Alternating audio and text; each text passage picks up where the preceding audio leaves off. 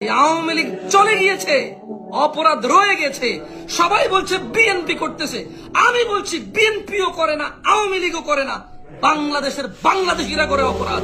মায়ের ছেলে করে, স্ত্রীর স্বামী করে, ছেলের বাবা করে, মেয়ের বাবা করে, জামাইয়ের শ্বশুর করে, ভাতিজার চাচা করে, ভাগিনার মামা করে, মামার ভাগিনা করে।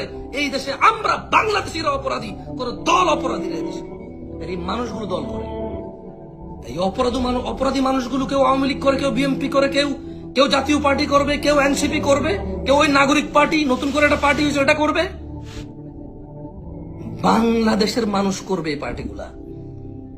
এরপর দোষ দেবে বিএনপি, দোষ দেবে আওয়ামী লীগ, দোষ দেবে এনসিপি, দোষ দেবে জাতীয় পার্টি, দোষ দেবে জামাত ইসলাম, দোষ দেবে হেফাজত ইসলাম।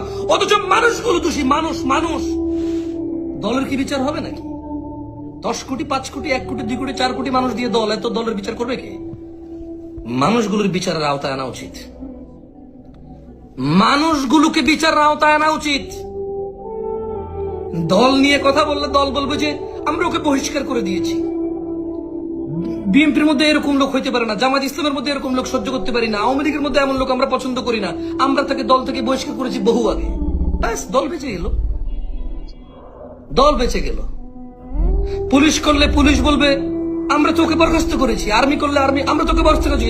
জামশেদ মজুমদারের মতো কোন মাদ্রাসায় চাকরি করে যদি হুজুর করে কোন অন্যায়, মাদ্রাসা বলবে আমরা তো ওনাকে চাকরিচ্যুত করেছি, বহিষ্কার করে দিয়েছি, আপনারা যা বিচার করেন করেন।